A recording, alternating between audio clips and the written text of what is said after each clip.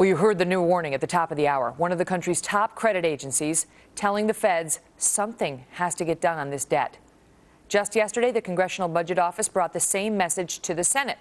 That led Senator Jeff Sessions, a Republican, to challenge the White House for taking the lead on this problem. Earlier this week, I said his State of the Union address would be a defining moment for his presidency, and I don't think he rose to the occasion.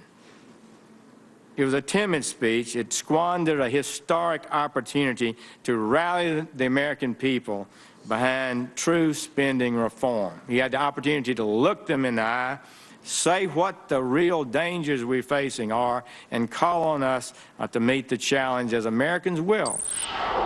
Well, Neil Boritz is a syndicated radio talk show host, and Chip Merlin is a trial attorney. Both join me now to discuss it.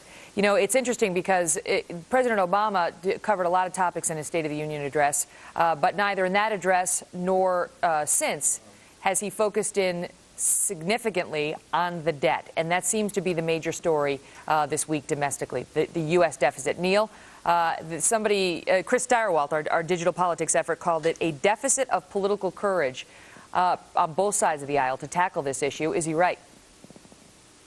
It's not a deficit of political courage. It's a deficit of stamina, I guess. Look, the politicians want to stay in power. That's job number one. Deficit, job number two. Spending, job number two. Stay in power. Keep my office, job number one. The people of this country do not yet recognize the crisis. They are not ready to give up their entitlements. They are not ready to sacrifice to bring this country and our spending and our debt under control. So as long as the people of this country are going to vote for their entitlements, for their government largesse, the politicians are going to give them what they want to keep their positions of power.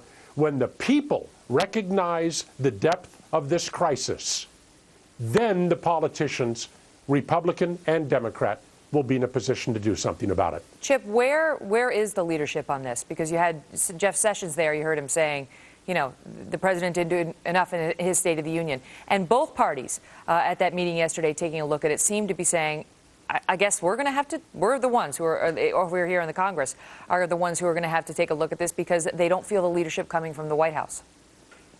Well, I agree with you. I think there is a lack of political leadership. Thomas Jefferson called the public debt the greatest danger to our American democracy.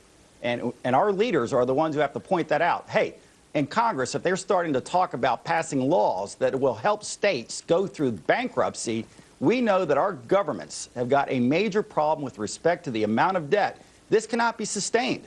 And we've got to stop it, and there are many different ways that we can try. But the first thing that we can do is significantly cut the spending that's going on. And there are a lot of people, I mean, there are lots Americans of who want ideas. that. There are lots of ideas, and we just had a whole, deficit commission come together with a bunch of ideas. But the question is, to get out of any significant crisis, and we are in a debt crisis, you need leadership. You need someone to take the helm and do what's tough to do, try to gin up the forces behind it. Remember what we saw President Bush take on the Social Security debacle? It completely failed. He did not succeed in any way, shape, or form in trying to get people to take a hard look at that or go with his plan, but he tried. And the question is, Neil, should this president be trying harder to make us take seriously our debt and our deficit? Not if he wants to survive. Once again, it comes down to the people. When the people demand something be done about the debt and the deficit, then the politicians will follow. Aren't they, though? Isn't that what we saw say with the Tea Party? Well, we did with the Tea Party, but how much of the vote did the Tea Party represent? You still have people, don't you touch my Social Security, don't touch my Medicare, don't touch my Section 8, don't touch my entitlements.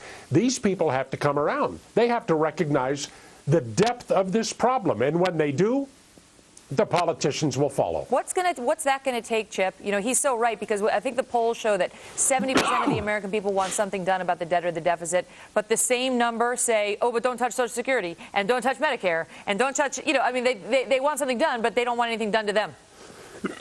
Yeah, courage is standing up and doing the right thing, even though it might cost you. And if our politicians will get off their high horse and recognize doing the right thing to save the country, to get this deficit down, because it is very dangerous right now, is a lot more important than their survivability as a politician. And they can join us back in the private sector. Doing the right thing is courage. And right now, our leadership doesn't have that courage. Yeah. Well, we know it's more important than their survivability, but their survivability still comes number one for every Republican, every Democrat, and in the White House. I have to stay in power. That's my first job. Neil, Chip, thank you both so much.